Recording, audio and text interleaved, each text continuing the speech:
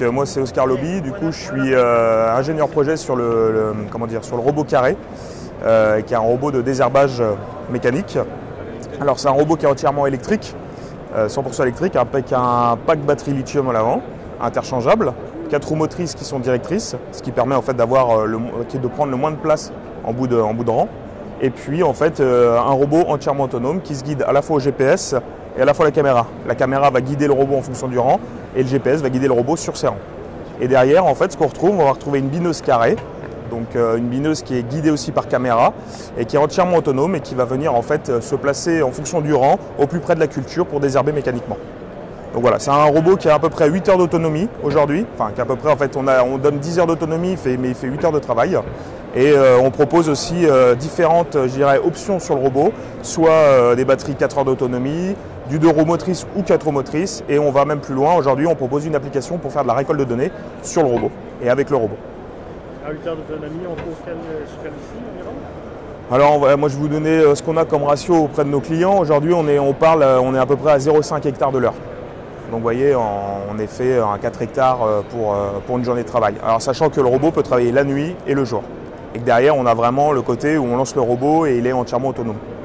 Et on peut aussi le contrôler, il y a moyen de le contrôler manuellement? Bien sûr. En fait, ce qu'on a, c'est qu'on a une radiocommande qui nous permet en fait d'emmener le robot manuellement sur la parcelle.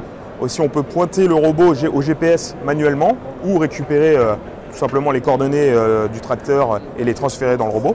Et elle nous permet aussi donc de rentrer sur la remorque et puis de rentrer et de sortir le robot sur la remorque.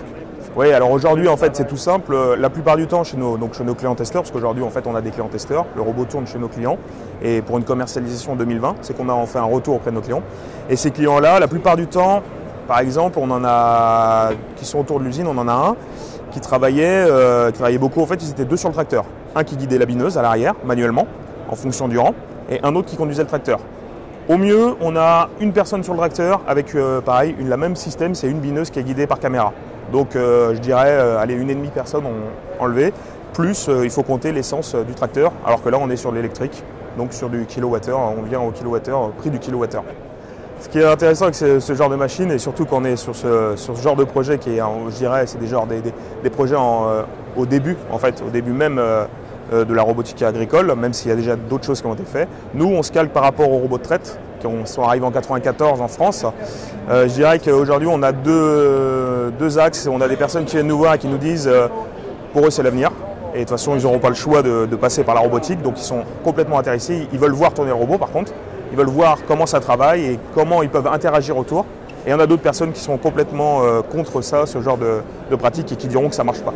Donc c'est très intéressant. Après, on a plus de personnes qui se disent que c'est l'avenir et qui nous font le rappel avec, à l'époque où il y avait encore, par exemple au CIMA, enfin pas au CIMA, mais au salon de l'agriculture, des bœufs et les premiers tracteurs qui sont arrivés. C'est un petit comparatif qu'on a aujourd'hui qui revient souvent sur le stand.